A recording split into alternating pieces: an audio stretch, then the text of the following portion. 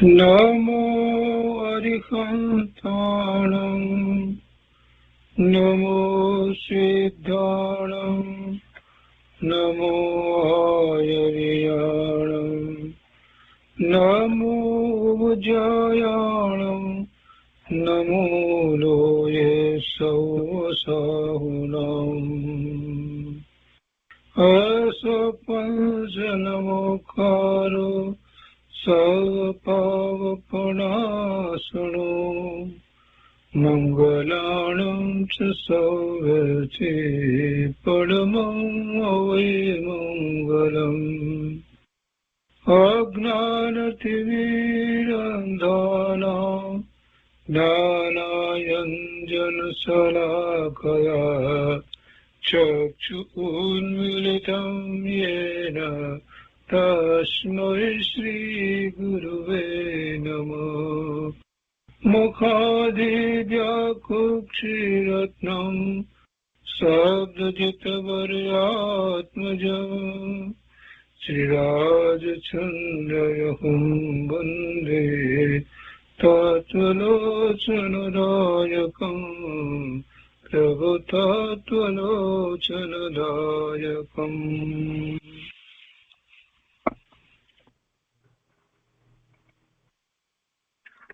કૃપાળુદેવના વચનામૃતનો સ્વાધ્યાય. એમાં આપણે મોક્ષમાળાનો સ્વાધ્યાય કરી રહ્યા છીએ. મોક્ષમાળાના શિક્ષાપાઠ 92 સુધી સ્વાધ્યાય કર્યો છે. આજે આગળ 93 પાઠથી સ્વાધ્યાય લઈએ છીએ.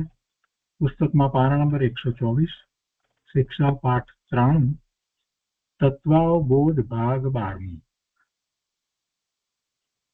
કૃપાળુદેવ કહે છે કે એ તો તમારા લક્ષ્યમાં છે કે જીવ અજીવ અને અનુક્રમથી છેવટે મોક્ષ નામ આવે છે. હવે તે એક પછી એક મૂકી જઈએ તો જીવ અને મોક્ષને અનુક્રમે આદ્યંત રહેવું પડશે. આદ્યંત એટલે આદિમાં જીવ અને અંતમાં મોક્ષ. આદ્યંત, આદિ અને અંત પ્રમાણે રહેવું પડશે. જીવ અજીવ પુણ્ય પાપ આશ્રવ સંવર નિજરા બંધ મોક્ષ. અને એ અહીંયા ગોપાળદેવે આ રીતે લીધા છે: જીવ અજીવ પુણ્ય પાપ આશ્રવ સંવર નિજરા બંધ અને મોક્ષ. એટલે મોક્ષની બાજુમાં જીવ આવે છે. વચ્ચે અહીંયા લીટી પણ નથી કરી, એ સમજાવવું છે એટલા માટે. તો કહે છે કે મેં આગળ કહ્યું હતું કે એ નામ મૂકવામાં જીવ અને મોક્ષને નિકટતા છે. અને પહેલા અહીંયા એ રીતે વાત કરવામાં આવી કે એ આદિ અંત એ પ્રમાણે છે. પહેલો જીવ મૂક્યો અને છેલ્લો મોક્ષ મૂક્યો. પણ પહેલા આગળ એ વાત કરી હતી કે એ નામ મૂકવામાં જીવ અને મોક્ષને નિકટતા છે. છતાં આ નિકટતા તો ન થઈ, પણ જીવ અને અજીવને નિકટતા થઈ એમ તમને લાગે. પહેલા જીવ કહીએ અને પછી અજીવ કહીએ તો એ બે નજીક લાગે, પરંતુ એમ નથી. જીવને અને અજીવને નિકટતા ત્રણ કાળમાં ક્યારેય હોય નહીં. જીવથી અજીવ તદ્દન જુદો ભિન્ન છે. એ એની પર્યાય રૂપ નથી, જ્યારે મોક્ષ તો એની પર્યાય રૂપ છે. અજ્ઞાન વડે તો એ બંનેને જ નિકટતા રહી છે. જીવ અને અજીવને નિકટતા અજ્ઞાનને કારણે રહી છે. આ શરીર જે અજીવ અને પોતે જીવ એની સાથે રહ્યો છે, તો એને એમ છે કે એ બંને એક રૂપે છે, એ સાથે છે. જીવની ચેતના શરીરમાં વ્યાપે છે. આ બધું અજ્ઞાન છે. એટલે અજ્ઞાનને કારણે એને ભૂલ થાય છે. મિથ્યાત્વને કારણે એવી એની માન્યતા છે કે બંનેને નિકટતા છે. જીવ અને અજીવને નિકટતા છે એવું અજ્ઞાન છે. એ મૂર્ખાઈ છે, એ ભ્રમ છે, એ મિથ્યાત્વ છે. અને એ તો છોડવાનું છે કે જ્યાં જ્યાં અજીવ છે, ભલે ગમે તેટલો નજીક દેખાતો હોય, છતાં આત્મામાં એ પેસી શકતો નથી. આત્મા એમાં જઈ શકતો નથી. બંને તદ્દન ભિન્ન છે. બંને વચ્ચે અત્યંત ભાવ છે. જ્ઞાન વડે જીવ અને મોક્ષને નિકટતા રહી છે. અહીંયા તો આકૃતિમાં એ રીતે મૂક્યું છે, એટલે એમ બતાવ્યું છે કે જીવ અને મોક્ષને નિકટતા રહી છે. અને વાસ્તવમાં તો અહીંયા તો અધ્યાત્મ અપેક્ષાએ જોઈએ તો આ 9 તત્વો નામ ચક્ર કહેવા ઉપરાંત માત્ર સમજાવવા માટે કહ્યું એ ઉપરાંત ખરેખર જોઈએ તો જીવને સૌથી નજીક તો કઈ દશા છે? મોક્ષની દશા. અને એ દશા પછી એવી ને એવી થયા જ કરે છે અનંત કાળ સુધી એ જ દશા થયા કરે છે. એટલે સૌથી વધારે નજીક એ છે મુક્ત દશા છે, સિદ્ધની દશા. અને એ કેટલો કાળ? સૌથી વધારે કાળ એ રહે છે. સંસાર પર્યાય કરતા સિદ્ધની પર્યાય જે છે એનો કાળો એના કરતા સંસાર પર્યાયનો જેટલો કાળ હતો એના કરતા અસંખ્યાત ગણો છે.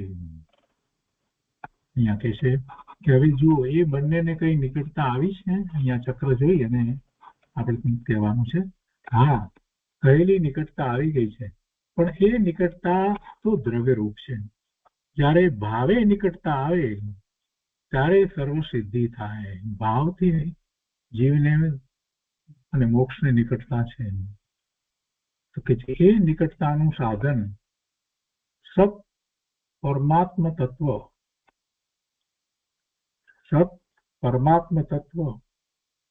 સત ગુરુ તત્વ અને સત ધર્મ તત્વ છે. એની સિદ્ધિ થાય અને એ સિદ્ધિ થાય ત્યારે ભાવ નિકટતાથી, એટલે કે જેવો આત્માનો ભાવ છે, સ્વભાવ છે, એ ભાવે હંમેશને માટે થાય છે તો એ મોક્ષની દશા છે, મુક્ત દશા છે. એટલે એમ એ ભાવે નિકટતા આવે ત્યારે સર્વ સિદ્ધિ થાય. અને એ નિકટતાનું સાધન એટલે આ મોક્ષનું સાધન સત પરમાત્મ તત્વ, સત ગુરુ તત્વ અને સત ધર્મ તત્વ છે. કેવળ એક જ રૂપ થવા જ્ઞાન, દર્શન અને ચારિત્ર છે. એ ચક્રથી એવી પણ આશંકા થાય કે જ્યારે બંને નિકટ છે ત્યારે શું બાકીના ત્યાગવા? એવો કોઈને પ્રશ્ન થાય કે આ બંને નિકટ છે, મોક્ષ અને જીવ, તો પછી બાકીના શું કરવું? ત્યાગવા? આ ચક્ર જોઈને ઉત્તરમાં એમ કહું છું કે જો સર્વ ત્યાગી સત્તા હો તો ત્યાગી દો, એટલે મોક્ષ રૂપ જ થશો. વાત તો એમ જ છે, એ સર્વને ત્યાગવાના જ છે, પણ એટલું સહેલાઈથી ત્યાગી શકાતું નથી. સર્વને જો ત્યાગી શકતા હો તો ત્યાગી દો, એટલે મોક્ષ રૂપ જ થશો. નહીં તો જો એમ નથી થઈ શકતું તો હે જ્ઞેય ઉપાદેયનો બોધ લો. એમાં હે છોડવા લાયક શું છે, જાણવા લાયક જ્ઞેય શું છે, ઉપાદેય શું છે, એનો યથાર્થ બોધ પામવું, એટલે આત્મસિદ્ધિ પ્રાપ્ત થશે. આત્મસિદ્ધિ પ્રાપ્ત થવી એટલે જેવો આત્મા છે એવા આત્માની અનુભૂતિ થવી, એવું પોતાને પ્રાપ્ત થવું. એ રીતે 93મો શિક્ષાપાઠ પૂરો થયો. એના પછી શિક્ષાપાઠ 94 છે, તત્વાબોધ ભાગ 13મો.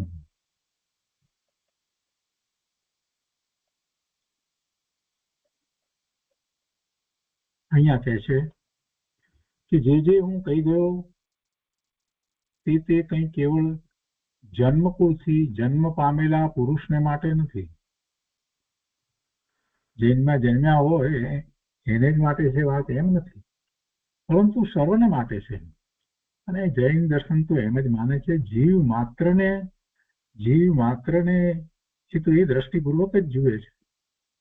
જીવ માત્ર સિદ્ધ સમાન શુદ્ધ છે અને વર્તમાન પર્યાયમાં એને ગમે તે મલિનતા હોય, ગમે તે પ્રકારે મલિનતા હોય, છતાં એ એનું સ્વરૂપ નથી. એ મોટો આતંકવાદી થયો હોય, ગમે તેવા માન્યતા કરી અને એને ધર્મ માનતો હોય, બધી વાત બરાબર, પણ એ બધું પર્યાયમાં, એ કાંઈ ટકીને રહેવાનું નથી, એ બદલાઈ જવાનું છે. જ્યારે એને ભાન થશે પોતાના આત્માનું, એ તરફ દ્રષ્ટિ કરશે એટલે પોતાના શુદ્ધ સ્વરૂપની પ્રાપ્તિ કરશે. એટલે જૈન તો જીવ માત્રને પોતામાં માને છે, પોતામાં સમાવે છે. જૈનને કોઈ બીજી વાત છે જ નહીં. જૈન દર્શન વિશાળ દર્શન છે. એને કોઈ નાત જાત આ તે કાંઈ વસ્તુ સાથે સંબંધ જ નથી. અને બધા આત્મા, સર્વ આત્માને દ્રવ્ય અપેક્ષાએ તો સરખા જ માને છે. એટલું જ નહીં, પણ સિદ્ધત્વ પ્રગટ કરવા માટે સક્ષમ માને છે. આવું આ જૈન દર્શન છે. એટલે એ ક્યાં એ જન્મ્યો છે એની સાથે કાંઈ સંબંધ રાખતું નથી. કે છે કે માત્ર જૈન કુળમાં જન્મ્યા માટે એટલે વાણિયાને ઘેરે જન્મ્યા ત્યાં જૈનના કંઈક આચાર વિચાર વગેરે પડાતો હતો એને માટે છે એવી કોઈ વાત છે જ નહીં, પરંતુ સર્વને માટે છે. તેમ આ પણ નિસંત માનજો કે હું જે કહું છું તે અપક્ષપાતે અને પરમાર્થ બુદ્ધિથી કહું છું. એમ નથી કે હું જૈન છું માટે કહું છું, એમ નહીં. અપક્ષપાતે બધા દર્શનોનો અભ્યાસ કર્યા પછી કૃપાળુદેવ આ વાત કરે છે.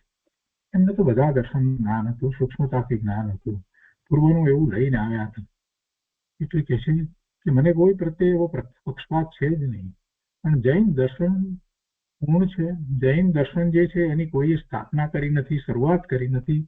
એ અનાદિથી છે. જીવ જ્યારથી છે ત્યારથી છે. કેમ છે તો કેમ કે તે જીવ જ્યારથી છે ત્યારથી શુદ્ધ જીવ પણ છે, અને શુદ્ધ જીવ એટલે કે હરિહંસ પરમાત્મા એમની દિવ્ય ધની પણ છે, અને એમની દિવ્ય ધનીમાં આ માર્ગ પણ પ્રકાશ્યો છે. એટલે આ દર્શન કોઈ અમુક કાળથી છે, કોઈએ સ્થાપના કરી છે, શરૂઆત કરી છે, એવી તો કોઈ વાત છે જ નહીં. અને એવી જ રીતે અનંત કાળ વીતી ગયો છતાં પણ આ દર્શન રહ્યું છે, કેમ કે જીવનું સ્વરૂપ છે એવા સ્વરૂપની પ્રાપ્તિનો ઉપાય છે. અને એવા સ્વરૂપની પ્રાપ્તિ કોઈને કોઈ જીવ તો કરી જ રહ્યા છે. જગત આખાનો વિચાર કરવા જઈએ તો રોજ દિવસના ઓછામાં ઓછા 3 જીવો તો એવા શુદ્ધ સ્વરૂપની પ્રાપ્તિ કરી જ રહ્યા છે. તો પછી એનો નાશ ક્યાંથી થાય? આ દર્શન જૈન દર્શનનો નાશ 3 કાળમાં થઈ શકે નહીં. અહીંયા શાસ્ત્રો જે રચાયા છે વર્તમાનમાં, એ શાસ્ત્રોને કોઈ એનો નાશ કરવા જાય, નાશ કરે ને એમ માને કે આપણે જૈન ધર્મનો નાશ કરીએ, અથવા તો મંદિરો પ્રતિમાઓ આ બધાનો એ નાશ કરવા માગે અને નાશ કરે, તો એથી કઈ જૈન ધર્મનો નાશ થઈ જવાનો? વસ્તુ અંતરની છે, એનો નાશ થઈ શકે એવું છે જ નહીં. ભરત ક્ષેત્ર અને ઐરાવત ક્ષેત્રની અંદર એવો કાળ હોય છે કે જ્યારે અમુક સમયમાં એ ધર્મની પ્રરૂપણા ખૂબ ઉત્સાહપૂર્વક, ખૂબ જોરપૂર્વક એટલી થતી હોય છે, અને જીવો એને સમજતા હોય છે. એવો એ કાળ હોય છે કે જ્યારે તીર્થંકર પરમાત્મા વિરાજતા હોય છે. પણ પછી એવો કાળ પણ આવે છે કે જ્યારે તીર્થંકર ભગવાનના વિરહ પડ્યા હોય, કેવળી પરમાત્મા હોય નહીં, એવા અંગધારી જ્ઞાન વાળા પણ હોય નહીં, જેમને અંગનું જ્ઞાન હોય, એક અંગનું પૂરું જ્ઞાન હોય, એવા પણ રહ્યા ન હોય. અને ધીરે ધીરે કાળ એવો આવતો જાય, એવું બને. ભરત ક્ષેત્રને વિશે, ઐરાવત ક્ષેત્રને વિશે એવી રીતે કાળ પલટાતો હોય છે. પણ એ પલટાય છતાં પણ કઈ ધર્મનો નાશ થઈ જાય એવું કઈ વસ્તુનું સ્વરૂપ નથી. કેમ કે જીવ તો આજે અહીંયા ભરત ક્ષેત્રને વિશે છે, કોને ખબર છે કે અહીંયાનો જીવ આ જે છે એ એનું આયુષ્ય અહીંથી પૂરું કરી અને ક્યાં જશે? દેવલોકમાં પણ જાય અને મહાવિદેયમાં પણ જાય, અને એ જ મહાવિદેયના જીવ અહીંયા પણ આવે. કેમ કે જીવ જે છે એ તો જ્યાં જ્યાં જીવ છે, જ્યાં જ્યાં જીવની ઉત્પત્તિ કહેવામાં આવી છે,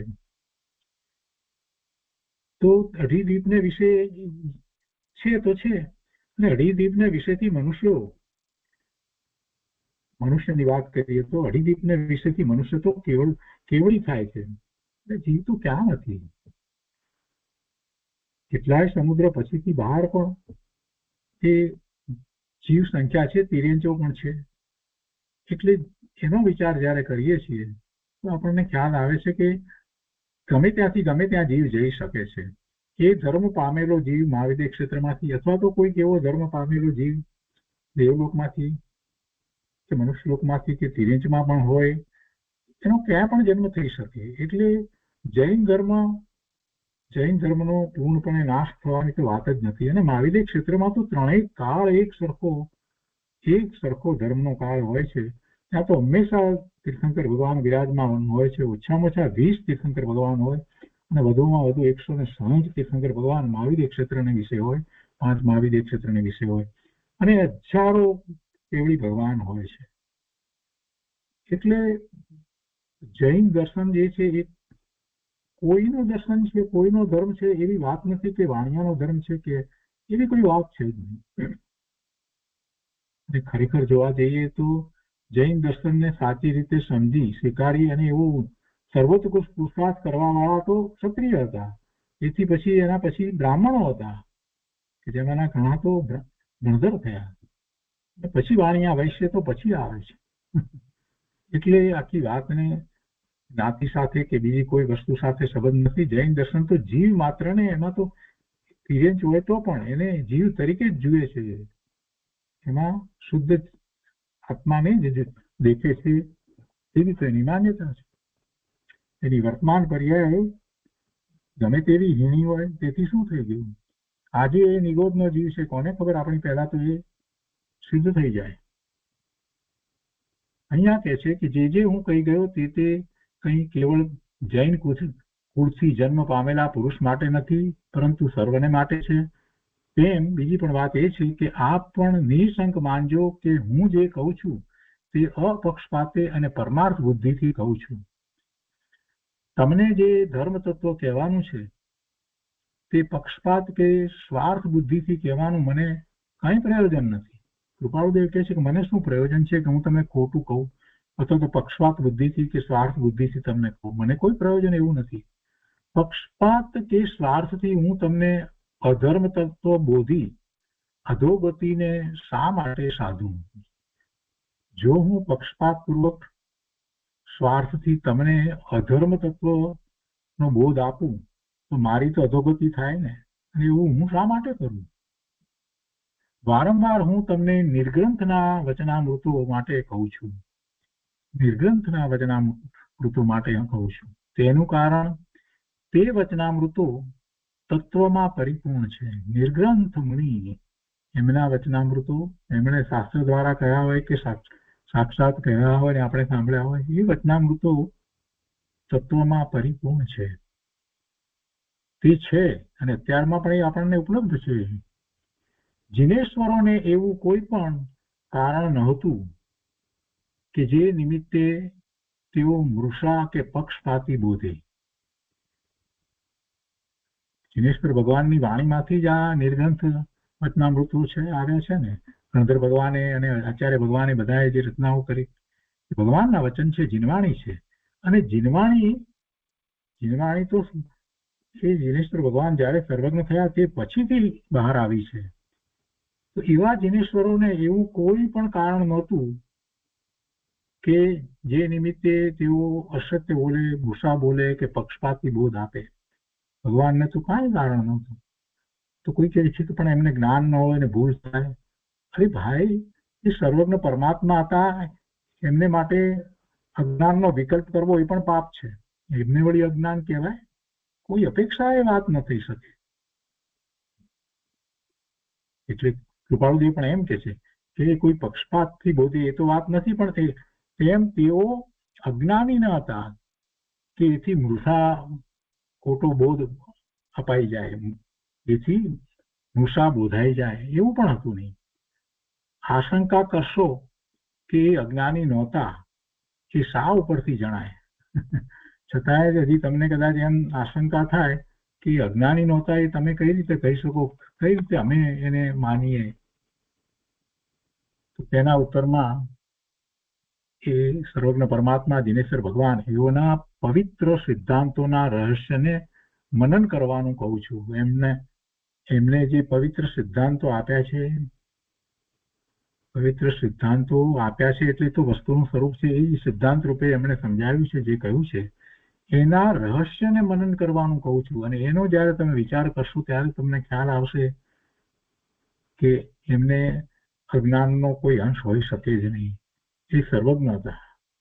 અને એમ જે કરશે એવો જે એમના સિદ્ધાંતના રહસ્યોને મનન કરશે, એમ કે છે કે એમ જે કરશે તે તો પુનઃ આશંકા લેશ પણ નહીં કરે. પછી એને તો આશંકા થશે જ નહીં. જૈન મત પ્રવર્તકોએ મને કઈ બુરશી દક્ષિણા આપી નથી. મને કઈ જૈન મત પ્રવર્તકોએ કઈ મને ભેટ કે સોગાદ કે કઈ કે બીજું કઈ એવું આપ્યું નથી કે જેથી કરીને હું એનો પ્રચાર કરું છું, એમ ના સમજશો. તેમ એ મારા કઈ કુટુંબ પરિવારી પણ નથી કે એ માટે પક્ષપાતે હું કઈ પણ તમને કહું. તેમજ અન્ય મત પ્રવર્તકો પ્રતિ મારે કઈ વેર બુદ્ધિ નથી. કે મિથ્યા એનું ખંડન કરું. કારણ વિના હું કઈ એનું ખંડન નથી કરતું. મને કઈ એમના પ્રત્યે વેરભાવ નથી. અરે મને તો કરુણા ભાવ છે. કૃપાળુદેવ ભલે અહીંયા ન કે પણ મને જ્ઞાની મહાપુરુષો આત્મજ્ઞાનીને તો એવો કરુણા ભાવ હોય છે કે આ મિથ્યા માન્યતાઓમાં આ જીવો પોતાનો સમય વેડફી રહ્યા છે. અમૂલ્ય સમય મનુષ્ય જીવનનો એ લોકો વેડફી રહ્યા છે. એટલે કરુણા કરી અને જે મિથ્યાત્વનું પોષણ કરનારા જે ધર્મ છે, જે મતો જે છે, એનું ખંડન કરવામાં આવ્યું છે કે ભાઈ આ માન્યતા તમારી આ રીતે ખોટી છે. તમે એમાં ને એમાં રહેશો તો તમારી અધોગતિ થશે. તો કરુણા બુદ્ધિથી કહ્યું છે. એ તો પોતે તો પામી ગયા હતા, એમને કઈ બાકી હતું નહીં. અને તમને કહે કે ન કહે એથી એમને શું ફેર પડે છે? અન્ય મત પ્રવર્તકો પ્રતિ કૃપાળુદેવ કહે છે કે મારે કઈ વેર બુદ્ધિ નથી કે મિથ્યા એનું ખંડન કરું. બંનેમાં હું તો મંદમતી મધ્યસ્થ રૂપ છું. બંનેમાં એટલે જૈન દર્શન અને અન્ય મતમાં બહુ મનનથી અને મારી મતી જ્યાં સુધી પહોંચી ત્યાં સુધીના વિચારથી હું વિનયથી એમ કહું છું કે પ્રિય ભવ્યો, જૈન જેવું એકે પૂર્ણ અને પવિત્ર દર્શન નથી. જૈન જેવું એકે પૂર્ણ અને પવિત્ર દર્શન નથી. વિતરાગ જેવો એકે દેવ નથી. વિતરાગ જેવો એકે દેવ નથી. તરીને અનંત દુઃખથી પાર પામવું હોય, સંસાર સમુદ્ર તરીને અનંત દુઃખથી પાર પામવું હોય તો એ સર્વજ્ઞ દર્શન રૂપ કલ્પ વૃક્ષને સેવો. સર્વજ્ઞ દર્શન રૂપ કલ્પ વૃક્ષને સેવો. એ કલ્પવૃક્ષ સમાન છે. કલ્પવૃક્ષ નીચે જઈને આપણે જે માગીએ એ બધું મળે. એના સમાન આ સર્વજ્ઞ પરમાત્મા છે. એમનો વિશ્વાસ કરો, એમની વાણીને ગ્રહો, એના ઉપર ચિંતન મનન કરો અને પછી એમાં જે રીતે ઉપદેશ આપ્યો છે એ પ્રમાણે બધી જ ભાવના ક્રિયા વગેરે કરો. ફરીને વિચારો, ફરીને એમાં જે કહેવામાં આવેલી છે વાત એને સમજી સ્વીકારો, આત્મસાત કરો અને પછી મૂળ માર્ગ જે નિર્વિકલ્પ ધ્યાનનો માર્ગ, એ માર્ગે પોતાના સ્વરૂપની પ્રાપ્તિ કરો. એટલે તમને એ કલ્પવૃક્ષ બરાબર થઈ જશે. કલ્પવૃક્ષ કરતા પણ વિશેષ થશે. કલ્પવૃક્ષ પાસે જઈએ તો કંઈક કાયમને માટે બધી ઈચ્છાઓ પૂરી થઈ જાય છે એવું નથી. જયારે માગીએ ત્યારે આપે, બસ. પછી તો કાંઈ નહીં, ફરી પાછી ઈચ્છાઓ રહે. અહીંયા એવું નથી. આ દિનેશ્વર ભગવાનના શરણમાં જતા તો એવું પ્રાપ્ત થઈ જાય છે કે પછી કોઈ ઈચ્છા કરવાની બાકી રહેતી જ નથી. એવું સુખ, શાંતિ, આનંદ અને એ પણ હંમેશને માટે પ્રાપ્ત થઈ જાય છે. એટલે એવું કલ્પવૃક્ષથી પણ વિશેષ છે. તો એ રીતે શિક્ષાપાઠ 94 પૂરો થયો. હવે શિક્ષાપાઠ 95 તત્વાવબોધ ભાગ 14.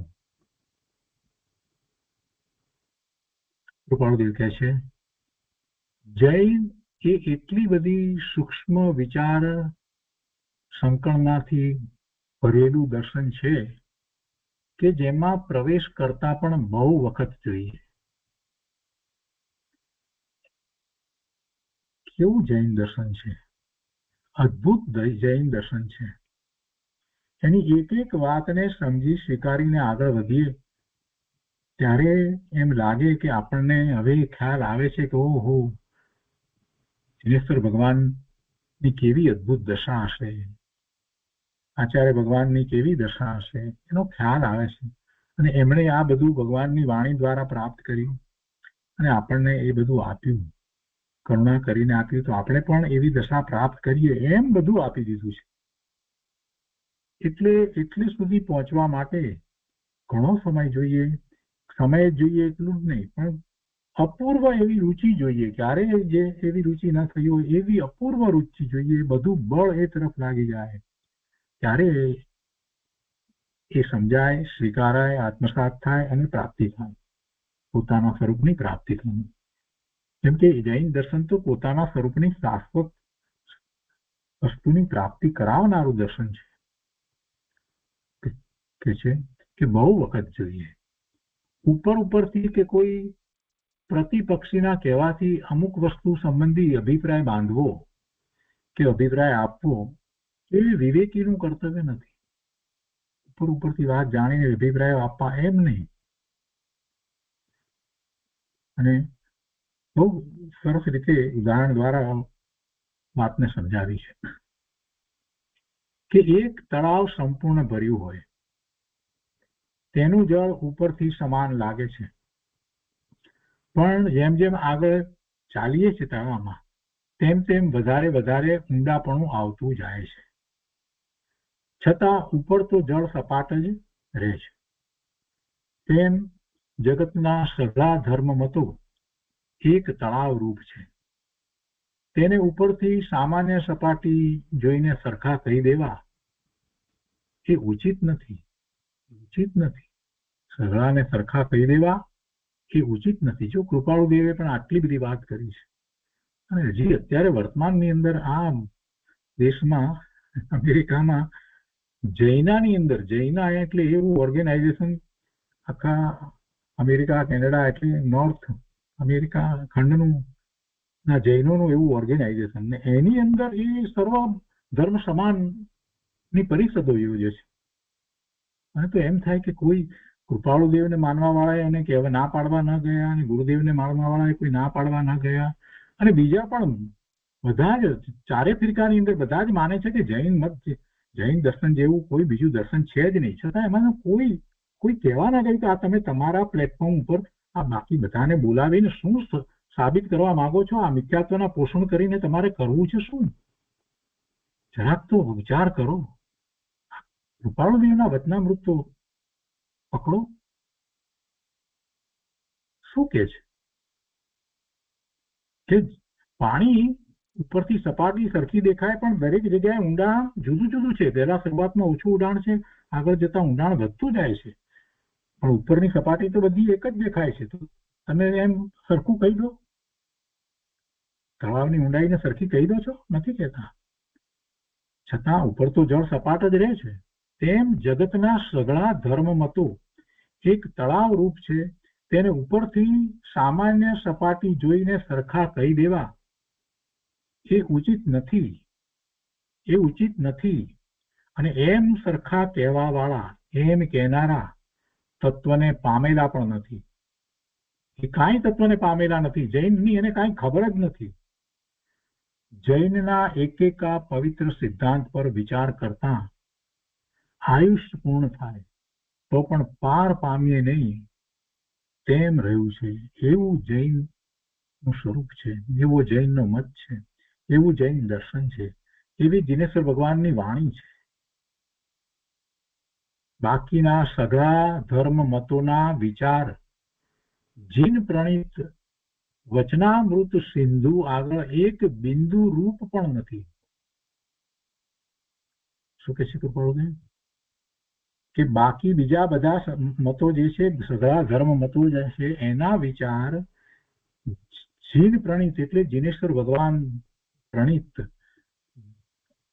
વચના અમૃત સિંધુ, આખો દરિયો વચનોનો, એની આગળ એ પેલા બધા તો એક બિંદુ રૂપ પણ નથી.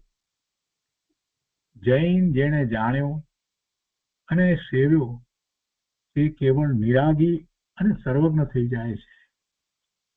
જૈન મત, જૈન દર્શન, જૈન વાણી જેને જાણી એટલે હૃદયપૂર્વક જાણી છે, સ્વીકારી છે, શ્રદ્ધાપૂર્વક સ્વીકારી છે, અને આગળ વધી ચિંતન મનન મંથન કરી અને એને સેવી છે, એટલે કે એવો જ પુરુષાર્થ કર્યો છે, તો તે કેવળ નિરાગી અને સર્વજ્ઞ થઈ જાય છે.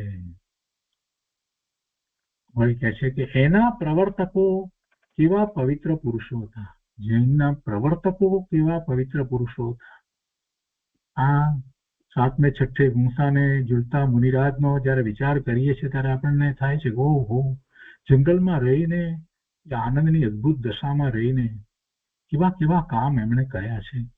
જગતના કલ્યાણ માટે થઈ અને કેટલી કરુણાપૂર્વક શાસ્ત્રોની રચના કરી છે, અને પોતે તો પોતાની સાધનામાં આગળ ને આગળ વધતા જ રહ્યા. એવા પવિત્ર પુરુષો. અહિંસાના કેવા પૂજારી? સૂક્ષ્મ હિંસા પોતાના નિમિત્તે ન થાય, કોઈ રીતે સૂક્ષ્મ હિંસા પણ ન થાય, કોઈ જીવ દુભાય નહીં.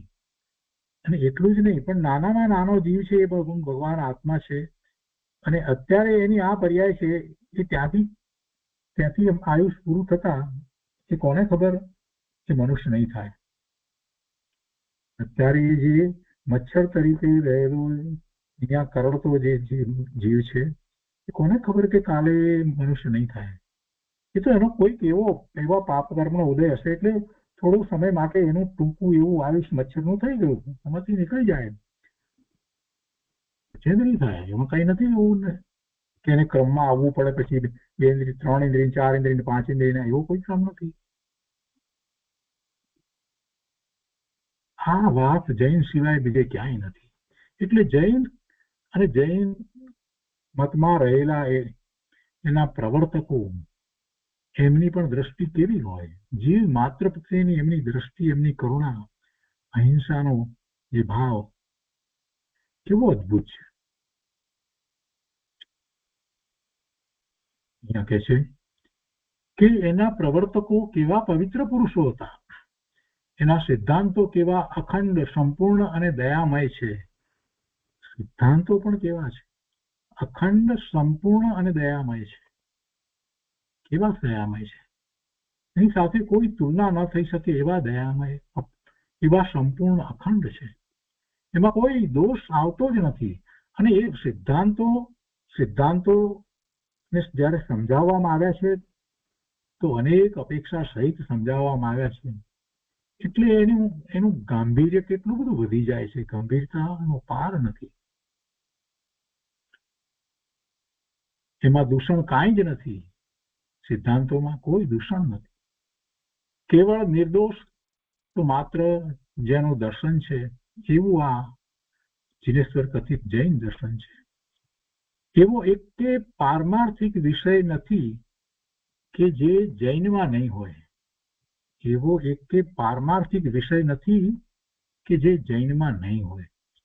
અને એવું એક તત્વ નથી કે જે જૈનમાં નથી. એક વિષયને અનંત ભેદે પરિપૂર્ણ કહેનાર તે જૈન દર્શન છે.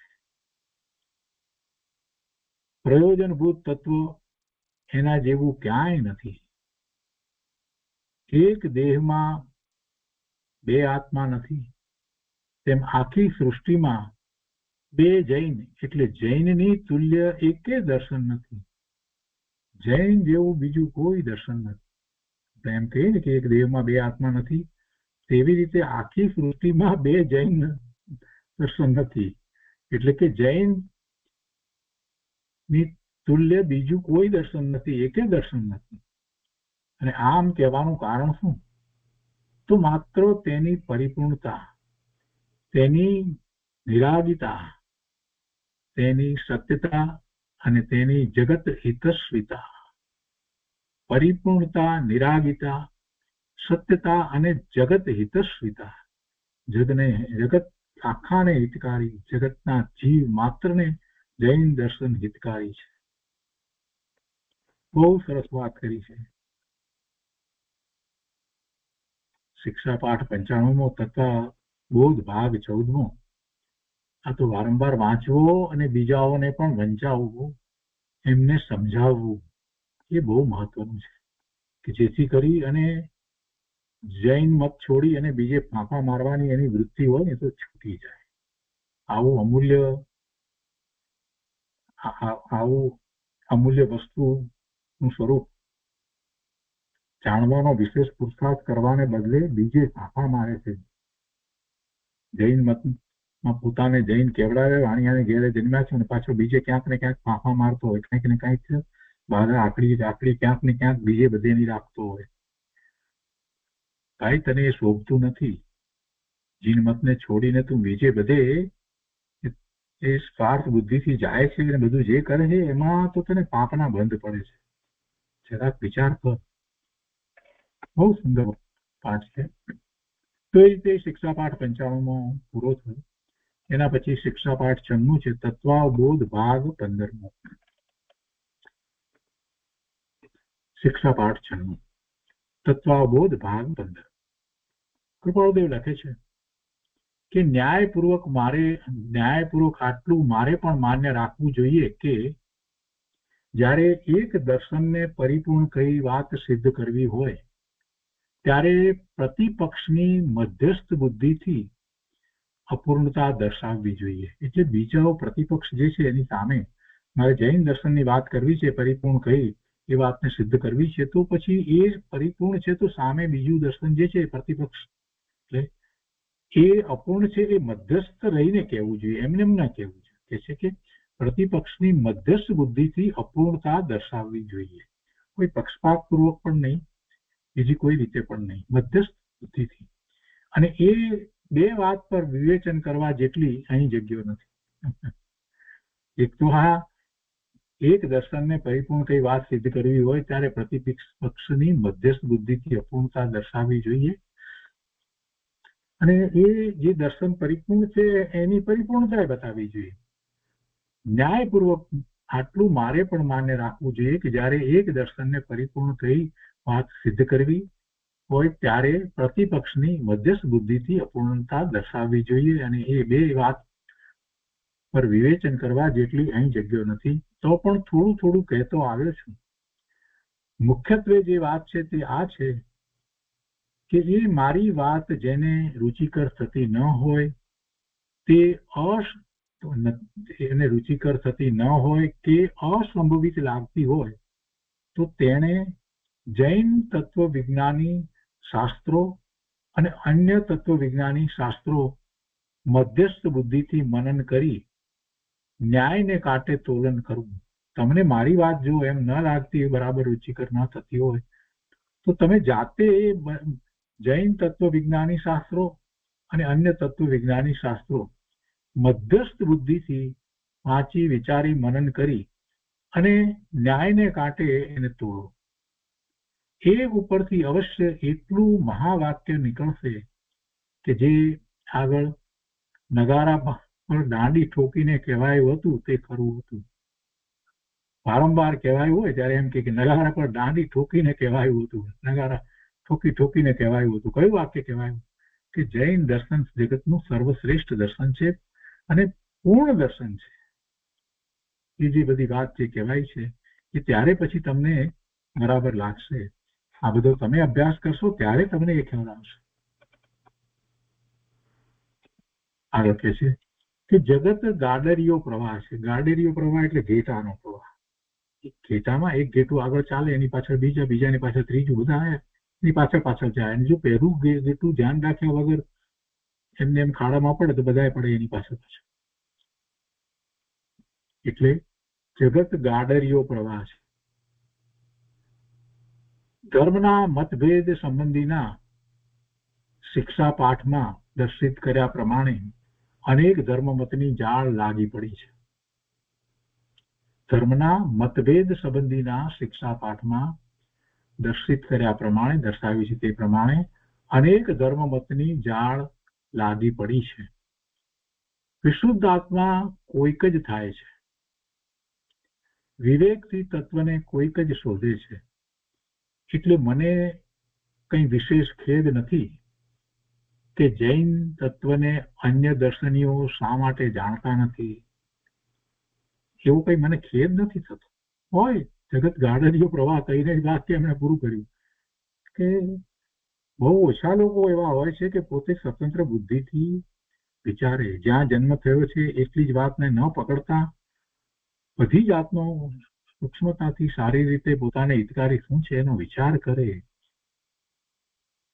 ગાડરિયા પ્રવાહમાં જે રહ્યા છે એ તો આ ભવને, આ અમૂલ્ય ભવને, મનુષ્યના ભવને વેડફી રહ્યા છે.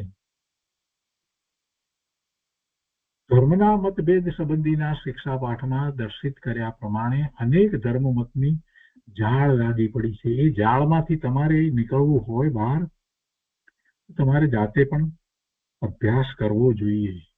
કોઈના કહેવા પ્રમાણે નહીં, પરંતુ ખૂબ રુચિપૂર્વક ખૂબ અભ્યાસ કરવો જોઈએ. અને ખૂબ અભ્યાસ કરી અને વસ્તુ સ્વરૂપને જે સમજે છે, સ્વીકારે છે, એ જ એવો પુરુષાર્થ કરે છે તો એવો વિશુદ્ધ આત્મા થાય છે. તો કે વિશુદ્ધ આત્મા એ રીતે કોઈક જ થાય છે. વિવેકથી તત્વને કોઈક જ શોધે છે. એટલે મને કંઈ વિશેષ ખેદ નથી કે જૈન તત્વને અન્ય દર્શનીઓ શા માટે જાણતા નથી. મને કાંઈ ખેદ થતો નથી. જગતનું સ્વરૂપ જ એવું છે. બહુ જ ઓછા જીવો આ તત્વને પામે છે. એટલે મને કઈ એ માટે અન્ય દર્શનીઓ કેમ આ જૈન તત્વને જાણતા નથી એ માટે કઈ તો એ માટે મને કઈ એમ કઈ વિશેષ ખેદ થાય છે એમ નથી. પણ કરુણા જરૂરથી ઉપજે. મહાપુરુષોને કરુણા થાય કે બધા આવું અમૂલ્ય તત્વ છે એને જાણી સ્વીકારે, આત્મસાત કરી અને એવો પુરુષાર્થ કરે, એવી કરુણા થાય.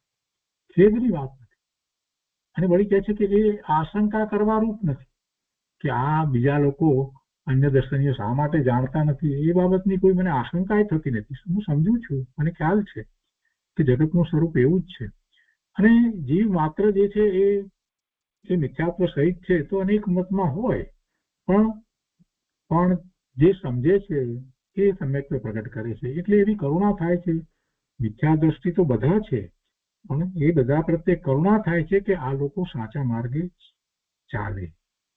એક ખોટો માર્ગ જે છે એમાં રહ્યો છે અને બીજો એ ખોટા માર્ગમાં રહ્યો છે છતાં પણ એ ઓપન છે, એ સ્વતંત્ર વિચાર કરવા વાળો છે કે ભલે આ માર્ગમાં છીએ પણ મારે બીજા અન્ય મતનો પણ વિચાર કરવો છે, સમજવું છે. એમ કરી અને જે વિચાર કરે છે અને જૈન દર્શનનો વિચાર કરે છે તો એ બદલાઈ શકે છે. પણ પેલો બદલાવા નથી માંગતો, નક્કી કરીને જ બેઠો છે તમારો કુળ ધર્મ, એનું તો શું થવાનું છે? એનું કાંઈ થવાનું નથી. એનો જયારે કાળ પાકશે ત્યારે એની મતિ સુધરશે. આ ભાવમાંની તો બીજા જેટલા ભાવ કરવાના બાકી હશે એટલા ભાવ પછી જયારે એને કાળ પાકશે ત્યારે સમ્યક દર્શન થશે.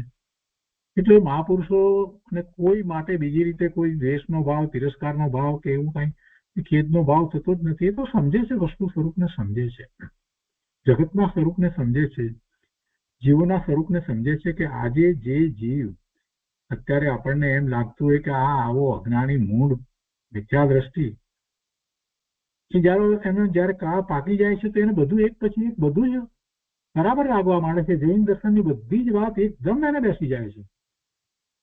આપણે એવા જીવોને જોઈએ છીએ કે પેલા કાંઈ ધર્મ ન કરતા હોય અને ગુરુદેવના પ્રવચન સાંભળ્યા 2 વાર 4 વાર 5 વાર સાંભળ્યા ને પલટાઈ ગયા. જીવનમાં પલટો મોટો આવી જાય. આવું બને છે.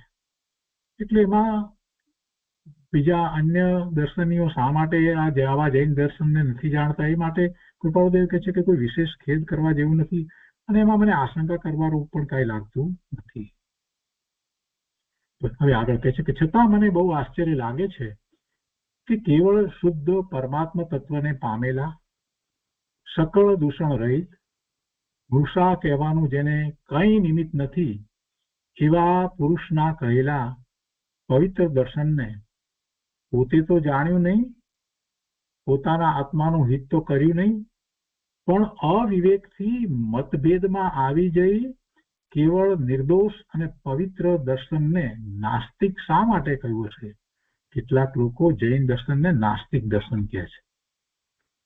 તો કહે છે કે પોતે તો એ સંબંધી કાંઈ વિચાર કર્યો નહીં, એમાં જે રહેલું રહસ્ય એને પામ્યા નહીં અને અવિવેકથી અને મતભેદમાં આવી જઈ અને કેવળ જે નિર્દોષ પવિત્ર દર્શન જે છે એવા આ જૈન દર્શનને નાસ્તિક દર્શન કહે છે.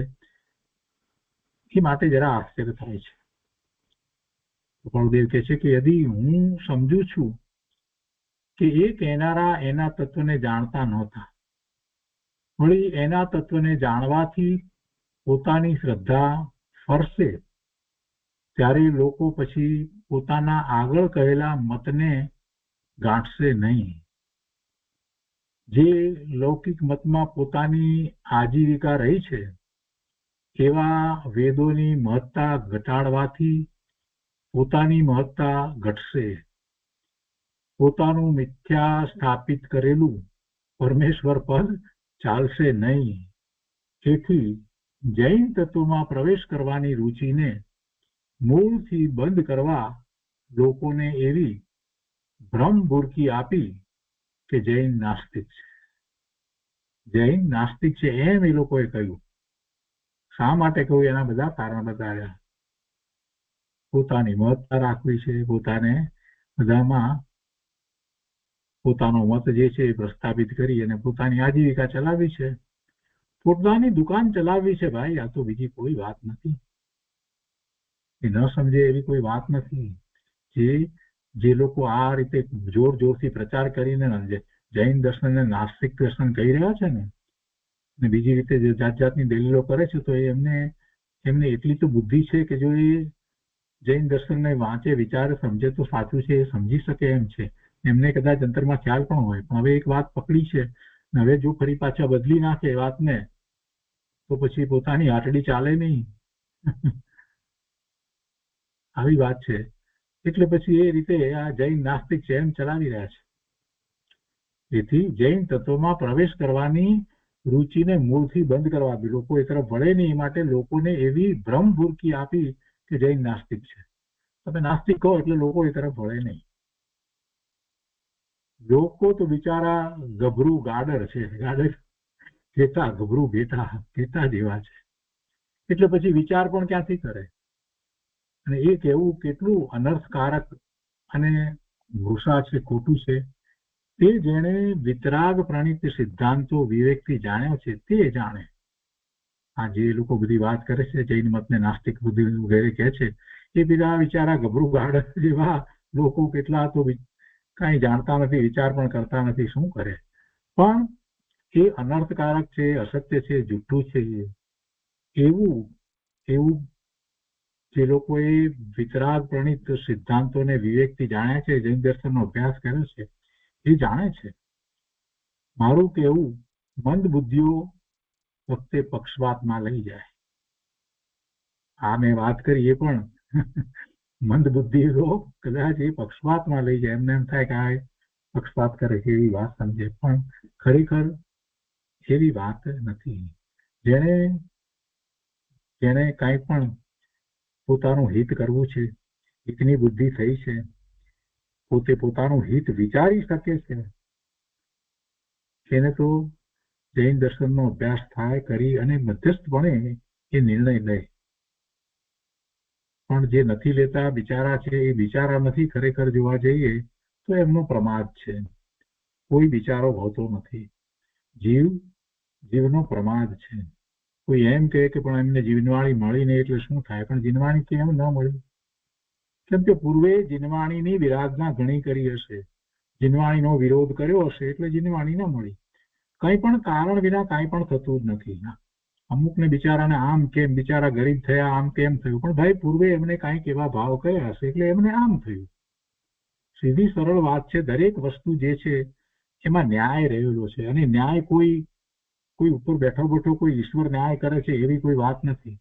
ન્યાય ત્યારે જ થઈ જાય છે પોતે જેવા ભાવ કરે છે એ પ્રમાણે એવા બંધ વગેરે પડે છે, એ પ્રમાણે એના સંયોગો એવા થાય છે, ભવિષ્યના સંયોગો એવા થાય છે. કોણ ન્યાય કરે? ન્યાય કરનાર કોણ છે? કોઈ ન્યાય કરતું નથી. પોતે જેવા ભાવ કરે છે એ પ્રમાણે એને એવું પ્રાપ્ત થાય છે. જેવા પાપના ભાવ કર્યા એવા પાપના બંધ, એટલે એ પ્રમાણે સંયોગો પ્રાપ્ત થાય. શુભ ભાવ કર્યા છે તો પુણ્યના બંધ પડે છે, તો એવા સંયોગો પ્રાપ્ત થાય છે. જીનવાણીનું મહાત્મા ખૂબ આવ્યું છે તો જીનવાણી પ્રાપ્ત થાય છે. ભલે ને એ પછી વાણિયાને ઘેરે ન જન્મ્યો હોય તો શું છે, અને વાણિયાને ઘેરે જન્મ્યો હોય તોય જીનવાણી નથી પ્રાપ્ત થતી. આ તો બધી વાત ભાઈ જેવા ભાવ કરો એ પ્રમાણે છે. તો એ રીતે આ શિક્ષા પાઠ 96 પૂરો થયો. આજનો સ્વાધ્યાય અહીંયા સુધી રાખીએ છીએ.